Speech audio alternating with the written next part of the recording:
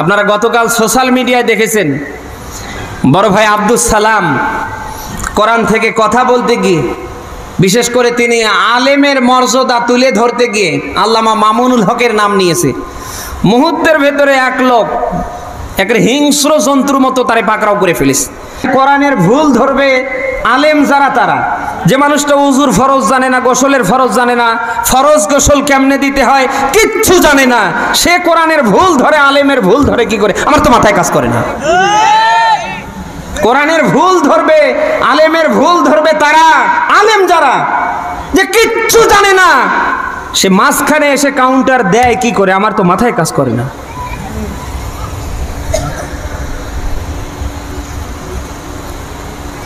এই জন্য আলেম ভাইদের আমি দৃষ্টি আকর্ষণ করছি, আপনাদের কাজ হবে আল্লাহর দিকে তাকিয়ে হক কথা বলা।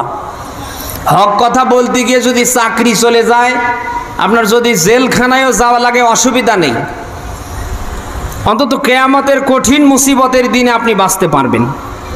আলেম হিসাবে আল্লাহর সামনে দাঁড়িয়ে জবাব দিতে হবে না? না, কথা না বলে বুঝি কি করে? এই জন্য আল্লাহর দিকে তাকিয়ে হক কথা বলবেন।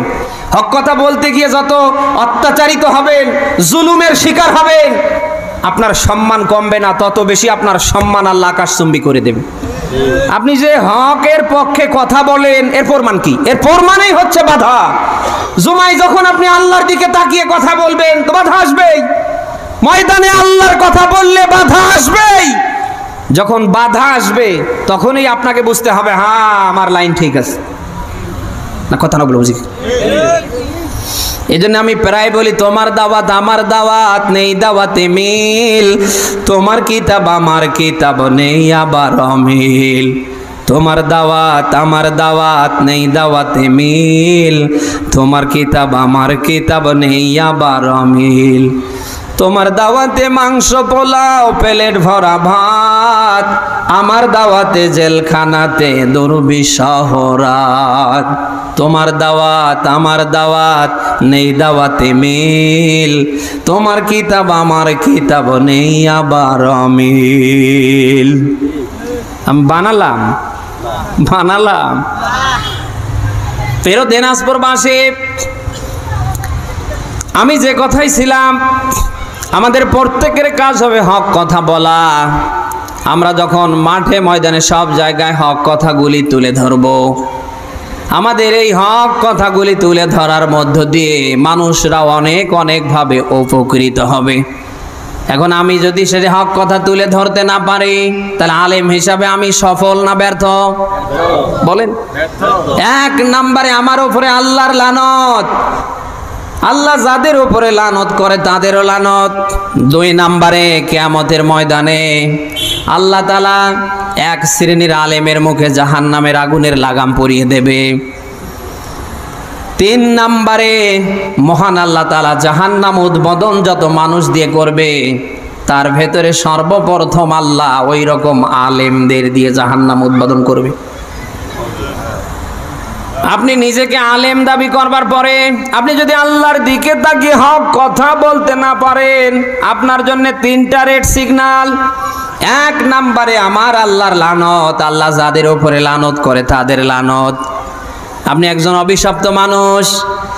দুই নম্বরে কিয়ামতের ময়দানে জাহান্নামের আগুনের লাগাম আমার আল্লাহ পরিয়ে দেবে। তিন নম্বরে জাহান্নাম উদ্বোধন যখন আল্লাহ করবে, আপনার মতো আলেম নামের জালেম দিয়ে আল্লাহ করবে। আমি আপনার একজন দিনী ভাই, আমি আপনার একজন মুসলিম ভাই, আমি আপনাকে আহ্বান করছি, আপনি যে জায়গায় বসে আছেন এই জায়গার অনেক দাম। হাজারো মানুষ আপনার সাথে সার্টিফিকেট নিয়েছে, কিন্তু আজ তারা এই জায়গায় বসার সুযোগ পায়নি। অনেকে অনেকভাবে কর্মের সাথে জড়িয়ে আছে। আমার আল্লাহ তাআলা হাজারো মানুষের ভিতর থেকে আপনার হাত ধরে এই জায়গায় নিয়ে এসেছে। আপনার কাজ হচ্ছে মসজিদ থেকে ময়দান পর্যন্ত আল্লাহর কথাগুলি বলা। প্রিয় দিনাজপুরবাসী, আমি এসেছি, আমার কাজ হচ্ছে আল্লাহর কথাগুলি আপনাদের সামনে তুলে ধরা। এখন তুলে ধরতে গিয়ে কেউ যদি রেগে যান, আমার উপরে মনক্ষুণ্ণ হন, মন খারাপ করেন, আমার করার কিছু নেই। 1500 বছর পূর্বে রাসূলকে আল্লাহ ব্যাপারে ব্যাখ্যা দিয়েছিলেন। হে রাসূল, আপনি তাবলীগ করবেন কি দিয়ে?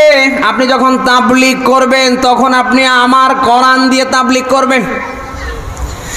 ইয়া আইয়ুহার রাসূল বাল্লিগ মা উনজিলা ইলাইকা মির রাব্বিক ওয়া ইল্লাম তাফআল ফামা বাল্লাগতা রিসালাতা ওয়াল্লাহু ইয়াসিমুকা মিনান নাস ইন্নাল্লাহা লা ইয়াহদিল কওমাল কাফিরিন। বলেন আল্লাহু আকবার।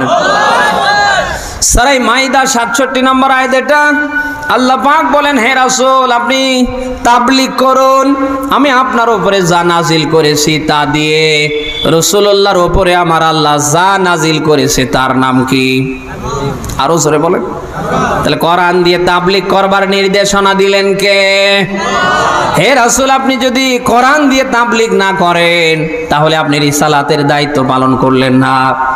আর আমার এই কোরআন দিয়ে তাবলীগ করতে গিয়ে আমি আল্লাহ জানি আপনার উপরে জুলুম আসবে, আপনার উপরে অত্যাচার আসবে, আপনাকে সবশেষে জেল পর্যন্ত খাটা লাগতে পারে।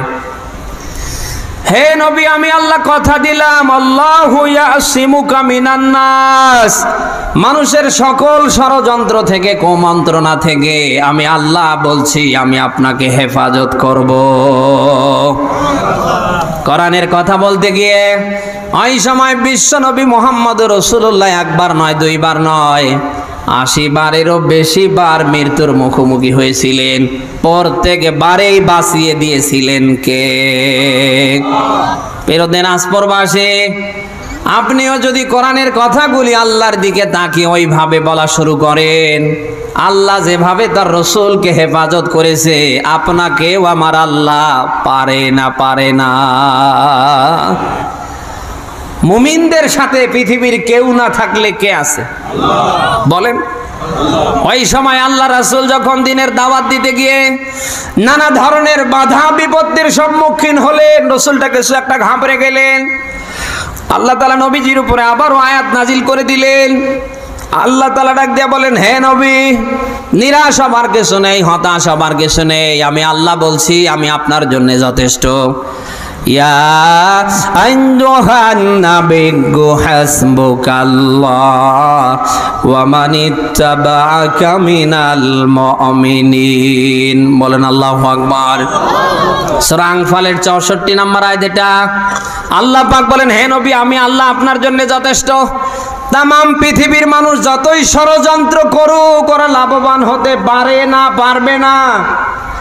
আপনার বিপক্ষে সবাই কাজ করলেও আমি আল্লাহ বলছি আমি নিজেই আপনার পক্ষে। এই কথাগুলি বলে সান্ত্বনা রাসূলকে দিয়েছিলেন কে? আরো জোরে। এই আয়াতের ভেতরে মজার রহস্য আছে। ওই সময় আল্লাহ তাআলা তার রাসূলকে, নবীকে কথা বলেই কিন্তু আয়াতটা শেষ করে দিতে পারতেন, কিন্তু আল্লাহ দেননি। শেষে আল্লাহ দিয়েছেন ওয়ামানিত্তাবা'আকা মিনাল মুমিনিন। হে নবী, মুমিনদের ভেতরে যারা আপনাকে ফলো করবে, আপনার মতো করে যারা দ্বীন প্রচার করবে, আমার এই আসমানি কিতাব কোরআন যারা প্রচার করবে, আমি আল্লাহ বলছি আমি আল্লাহ ওদের জন্যও যথেষ্ট। তাহলে মুমিনদের সাথে, মুসলমানদের সাথে কেউ না থাকলে কে আছে? বলেন। এদেরকে দুনিয়ার থেকে বিতাড়িত করবার জন্য, বিদায় করবার জন্য যতই ষড়যন্ত্র হোক, টুপিওয়ালারা বিদায় হয় না, হবে না। টুপিওয়ালাদের নামে বেনামে যত ধরনের কুৎসা রটনা করা হবে, তাদের নামে যত ধরনের নিষেধাজ্ঞা আসবে, তাদের উপরে যত জুলুম, অত্যাচার, টর্চার চলবে, তাদের উপরে তত বেশি মহান আল্লাহ রাজি আর খুশি হয়ে যাবে। ওই সময় হযরতে মুসা নবীকে দুনিয়ার থেকে বিদায় করবার জন্য ফেরাউন সহ তার দলবলরা সর্বাত্মক প্রচেষ্টা চালিয়েছে, কিন্তু পেরেছে? বলেন। সব শেষে আল্লাহ তাআলা ফেরাউনকে নীল নদের পানি খাওয়ায় মৃত্যু দিয়েছে। পানি খেতে খেতে ওর আর জান বাঁচে না, তখন ইমানের ঘোষণা দিলেন, ক্বালা আমানতু আন্নাহু লা ইলাহা ইল্লাল্লাযী আমানাত বিহি বানু ইসরাঈল ওয়া আনা মিনাল মুসলিমিন। বলেন আল্লাহু আকবার। আল্লাহ তাআলা যখন ফেরাউনকে চুবিয়ে চুবিয়ে পানিতে মৃত্যু দিচ্ছিলেন, তখন ফেরাউন কিন্তু ইমানের ঘোষণা দিয়েছিলেন, আল্লাহ আমি তোমার উপর ইমান আনলাম যেমন ইমান এনেছিল বনী ইসরাইলরা, ওয়া আনা মিনাল মুসলিমিন, আর আমি মুসলমানদের ভিতরে একজন। কাজ হয়েছে। ফেরাউন সর্বাত্মক রাষ্ট্রীয়ভাবে চেষ্টা চালিয়েছে মুসাকে ব্যর্থ করে দেবার জন্য, পারেনি। সব জায়গায় ফেরাউনকে ব্যর্থ করে দিয়েছে কে? হযরতে ইব্রাহিম নবীর দিকে তাকান, নমরুদ সর্বাত্মক প্রচেষ্টা চালিয়েছে ইব্রাহিমকে ব্যর্থ করবার জন্য, কিন্তু পারেনি। সব শেষে মহান আল্লাহ ন্যাংরা মশার কামড়ে দুনিয়া থেকে বিদায় করে দিয়েছে।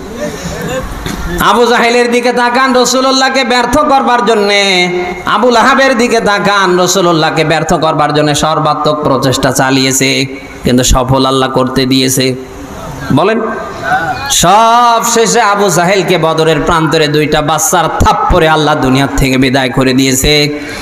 এবং আবু লাহাবের দিকে তাকান, এমন রোগ দিয়ে আল্লাহ দুনিয়ার থেকে বিদায় করেছে, তার মরণ হয়েছে স্বজন হারা অবস্থায় জঙ্গলার ভিতরে। কথা না বলে বুঝি কি করে? প্রিয় দিনাজপুরবাসী, যে কথাই ছিলাম, টুপিওয়ালাদের সাথে পৃথিবীর কেউ না থাকলে আমার আল্লাহ আছে। এদেরকে বিদায় করবার জন্য যত ষড়যন্ত্র হবে, যত ফাঁদ তৈরি করা হবে, তত বেশি এদেরকে সামনে বিজয়ের মালা দেবে কে? অতএব নিরাশ হবার কিছু নেই, হতাশ হবার কিছু নেই।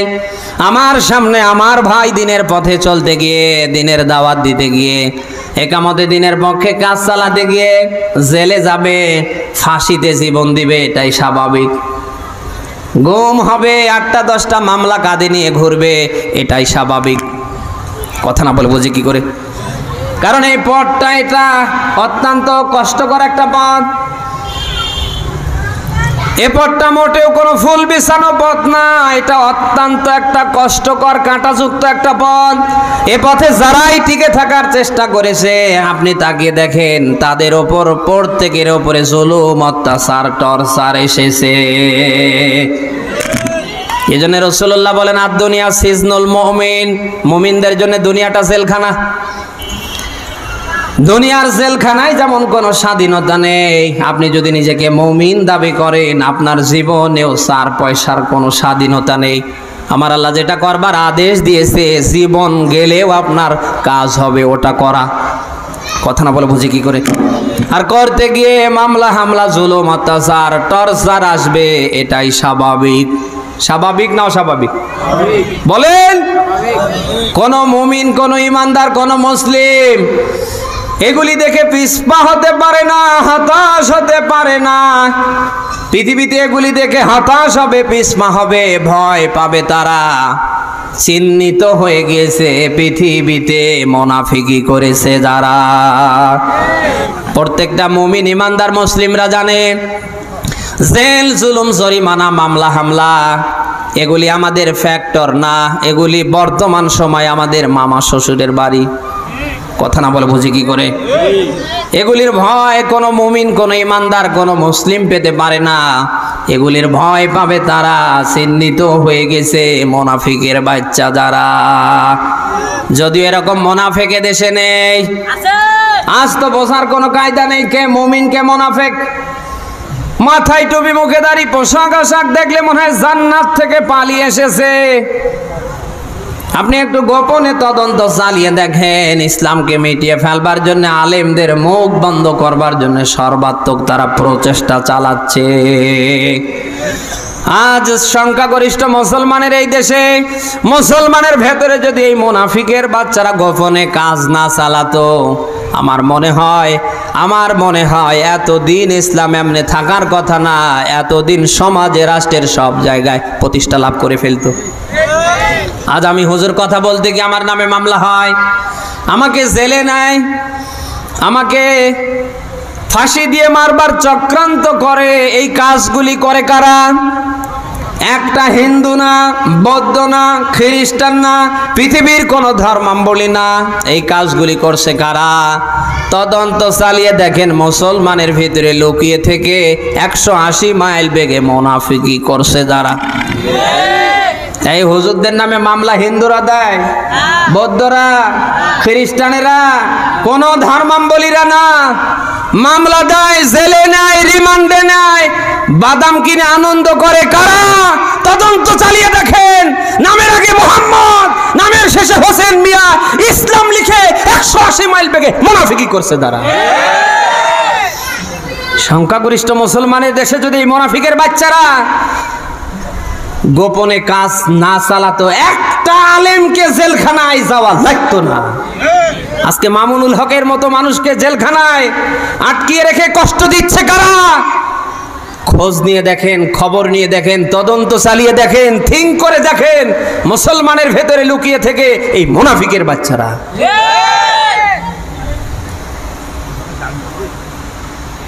এই জন্য কোন মুমিন, কোন মুসলিম মুনাফিকি করতে পারে না। কারণ প্রত্যেকটা মুনাফিককে জাহান্নামের নিম্নতম স্তরে দেবে কে? বলেন। এই মুনাফিকরা তো জান্নাতে যাবে নাকি? রাসূলের সাহাবী আব্দুল্লাহ ইবনে উবাইর নাম শুনেছেন আপনারা?